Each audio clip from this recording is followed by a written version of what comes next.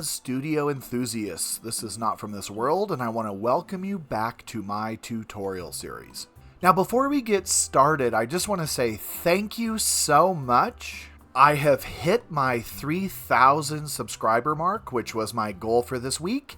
I'm up to 3,008, so I just want to say thank you to all of those that subscribed. And if you haven't subscribed, please do so, and let's get up to 4,000. All right, I want to get into showing you a trick using Joint Editor to fix potential posing problems. But before I do, I want to refer back to my posing tutorial last week where I was having trouble posing my Milica character in certain poses because it changes the coordinate system. So if you remember, I had my character, Milica, here, and I was putting her into a gymnastics pose that would normally go with another Genesis 8 character. And so, for example, if I put her into this pose, I was telling you that the coordinate system was all messed up and I was having trouble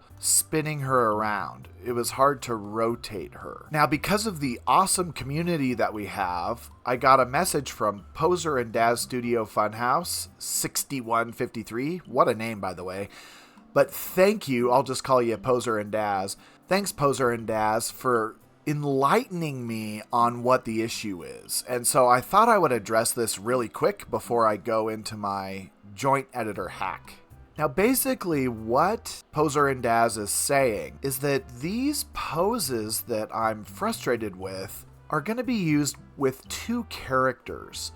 And so what you need to do, and I can't believe I didn't think about this because I've actually had a tutorial showing you how to pose two characters together. I should have thought about this. When I pose my character, she is going to be posed as though she's going to be with another character. I want to rotate her towards the camera.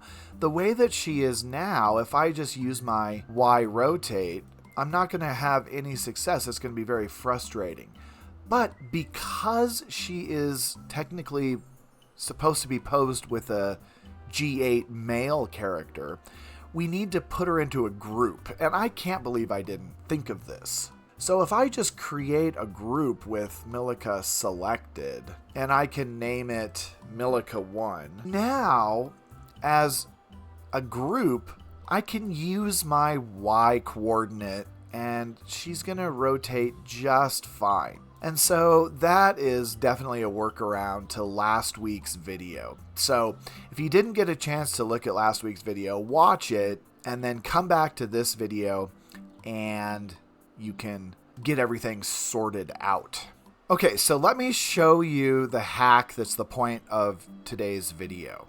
Now, a lot of times when we pose using extreme positions, we get a lot of distortion. And let me show you what I mean.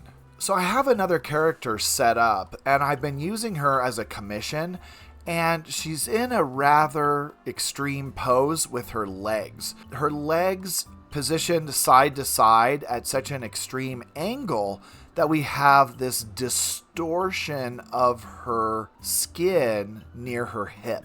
And this is really a big problem that I've noticed when we go beyond the normal boundaries of the character's position. Now, I've censored this because I want YouTube to stay happy, but I needed to keep the clothes off of her just so you could see this distortion. And if you've ever put a character in one of these positions, you know exactly what I'm talking about. Now, we can use Joint Editor to fix this problem, and that's what I want to show you.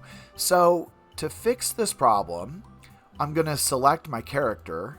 I'm going to come up to Tools, go to my Joint Editor, and once I have my Joint Editor, you're going to see all of her bones are going to be displayed. So using this thigh bone, we can adjust the geometry and smooth out this problem. So I'm going to select the bone. And when I select the bone, we're going to have two kind of arrows. We're going to have a green arrow and we're going to have a red arrow. I'm not going to mess with the red arrow, but the adjustments to the bone is made with the green arrow. So if I select this green arrow, and I'm going to select the small little circle, and I'm going to move the green arrows, and you can see it's adjusting this bone. If I take the arrows, I can move this bone and adjust it so that I'm getting rid of that ridge, that weird wrinkle. So you can see now on her left side, this is more natural looking than on the right. We don't have this weird crease.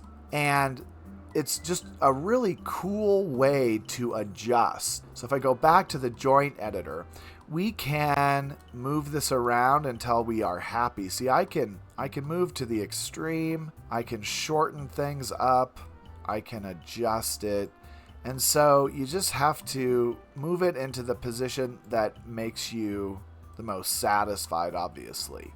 But this is how we can fix some of these geometry problems when we have extreme poses. Now, if I'm not happy with that and I want to change it, what's really cool too is if I have this bone selected, I can right click and then just hit restore and then hit restore figure rigging. And see, it'll go right back to its original position. So you can also just reset it and then start adjusting again if you need to. I thought I would just show you this because it's pretty cool how we can fix some of these potential problems. With this girl, she was in such a weird position that she had these ridges in her abdomen, and playing with the joint editor, I could kind of massage those really horrible wrinkles out and get it fixed.